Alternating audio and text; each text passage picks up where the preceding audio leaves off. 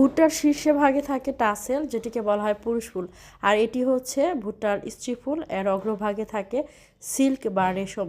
পুরুষ ফুলের পরাগরেণু এই রেশমে পতিত হয়ে বা পড়ে তারপরে ভুট্টার পরাগায়ন হয়ে থাকে। আসসালামু আলাইকুম প্রিয় দর্শক। ফসল উৎপাদনের ক্ষেত্রে পরাগায়ন একটি গুরুত্বপূর্ণ বিষয়। আর পরাগায়ন যখন ভালো হবে, সুষ্ঠু হবে, তখন ফসলের ফলনও কিন্তু অধিক হয়। এবং এক এক ফসলের এক একভাবে পরাগায়ন হয়ে থাকে। কোনোটা বাতাসের মাধ্যমে, কখনো পরাগায়ন হয়ে থাকে বৃষ্টির পানির মাধ্যমে, কখনো বা কীটপতঙ্গ বা পোকামাকড়ের মাধ্যমে হয়ে থাকে। আর ভুট্টা ফসলের পরাগায়ন সাধারণত বাতাসের মাধ্যমে হয়ে থাকে। এবং এর পরাগায়নের যে প্রক্রিয়া একটি বিচিত্র প্রক্রিয়া। দেখুন, এর যে ফুলটি, পুরুষ ফুলটি কিন্তু একেবারে শীর্ষ ভাগে থাকে, উপরের দিকে থাকে। আর এর যে স্ত্রী ফুল, এটিকে বলা হয় স্ত্রী ফুল। এটি কিন্তু ফসলের অর্থাৎ গাছটি রয়েছে, সেই গাছের ঠিক মাঝামাঝি থেকে থাকে।